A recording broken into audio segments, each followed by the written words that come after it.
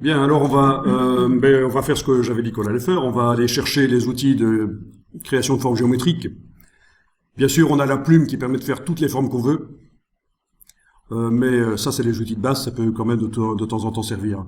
Voilà, on va jusqu'à la barre verticale et on a différents outils. Alors bien sûr, quand vous voyez cet outil-là, l'hexagone, ça permet en fait de faire des polygones à 3 côtés, 4, 5, 6, jusqu'à un nombre de côtés infini. Ça devient un cercle à la fin. Donc ne croyez pas que c'est pour faire des hexagones simplement. Hein. Si on veut faire des triangles avec ça, c'est possible. Hein.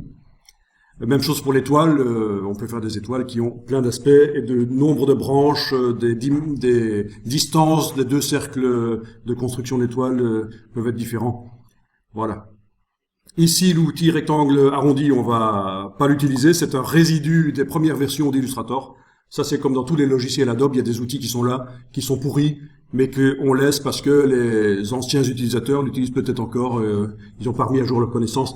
Quand on voudra faire un rectangle à coin arrondi, on va plutôt utiliser le rectangle à coin droit et lui appliquer un effet d'arrondi, un effet spécial d'arrondi, ou, parce que ça c'est encore une ancienne manière de faire, ou utiliser les arrondis interactifs, qui est une nouvelle manière de faire encore. Donc il y a deux manières de faire, non, il y a trois manières de faire des rectangles ou des carrés à coins arrondis. La manière pourrie ici, parce qu'une fois que vos arrondis sont faits, vous pouvez plus les modifier facilement, ce sont des dessins d'arrondis, c'est pas dynamique, on sait pas modifier. La manière avec l'effet spécial d'option d'arrondi, et puis la manière avec les arrondis interactifs. Ok. Eh bien justement, tracer un rectangle sur le plan de travail. Voilà.